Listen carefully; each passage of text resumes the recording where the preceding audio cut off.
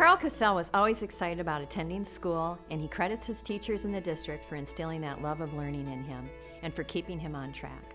Now, for a kid who loved to read, the library was one of my favorite times. That and gym are the two places I had the most fun outside of our normal classroom. I remember every teacher except my kindergarten teacher, specifically Miss Bader and Miss Beamer, who, as I was telling my daughter, you don't even understand these first computers that we had, these Apple computers, and I remember the little turtle, the things we had to do on those computers, and how the fun that they had teaching us, but more importantly, how they wrapped their arms around us as students and how they really exhorted me and stayed behind me. They were very integral in helping me love learning and teaching me how to learn. Just learning how to deal and operate in a social context in an academic institution was pretty neat, and teachers held us accountable, and that was a lot of fun.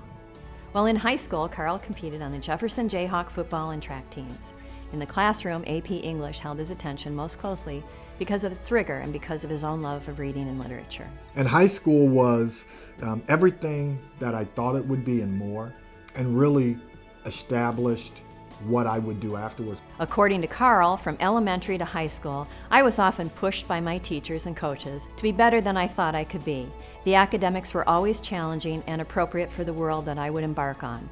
The coaches would teach proper technique in athletics as well as life skills in order to be a better person. I wasn't one of your 4.0 students.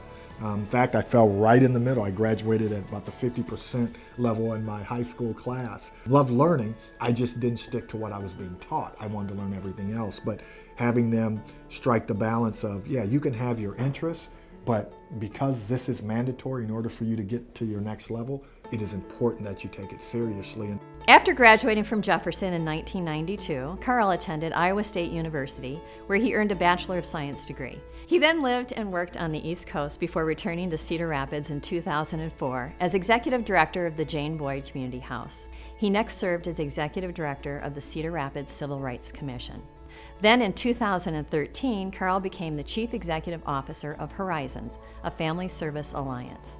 Horizons runs the largest local Meals on Wheels program and also provides services in the areas of mental health counseling, consumer credit counseling, and family support programs. Karl is also actively involved in the community and serves on the leadership boards of the Cedar Rapids Downtown Rotary, St. Luke's Hospital, and the Greater Cedar Rapids Community Foundation. Karl has served as political commentator and community advocate and has delivered keynote addresses, teaching seminars, and speaking engagements. He is keenly aware of how our community has been reshaped over time and is always willing to be a part of the conversation. I remember being at Grant and being one of only 6 African Americans as a 6th grader in my school at the time, and I had 2 brothers coming behind me, so there were only 3 others. Actually, excuse me, there were 6 in my grade, and then about 6 others sprinkled out through our elementary school. A little more at Wilson, and a few more at Jefferson, but when you know everyone by name and know their families, and this is obviously on the west side, then you know there's a small number of individuals who are African American or Asian or Hispanic. It's much different now. As I spend time at Jefferson, I'm just blown away by the amount of diversity, which is a good thing.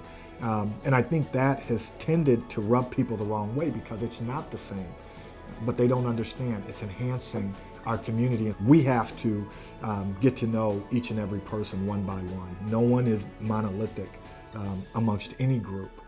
And if we're unwilling to have those conversations, we're robbing ourselves of the experience of everybody's story. And that's, I think, what I love more than anything, hearing all the different stories of people and how they arrive to where they are.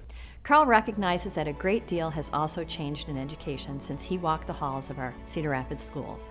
Technology has expanded learning opportunities by providing information at a rapid-fire pace.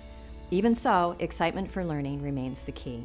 I often say if you can plug it into real life each and every day, to those things that matter, and of course, again, it can't be sort of one size fits all, but if you can stress how all of this will affect their lives later on, and we haven't even begun to scratch the surface because this technology, as you just said, has started to almost cut the time in half in which it evolves.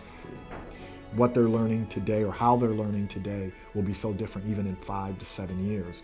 that it just has to be able to be plugged into the things that they're interested in, and they might change those. But then you haven't mastered it, you've already learned what you're attracted to now, and you can build on that platform going forward. Karl and his wife Lanisha have 2 children, Lydia Grace and Solomon Joseph. When he isn't working, his focus is always on family. I love spending time with my wife and family. I spend so much time with all my other things. When I'm home, I'm a homebody. We're so pleased to congratulate District Alumni Karl Cassell on his professional career and to thank him for his service to the community. Thank you, Karl.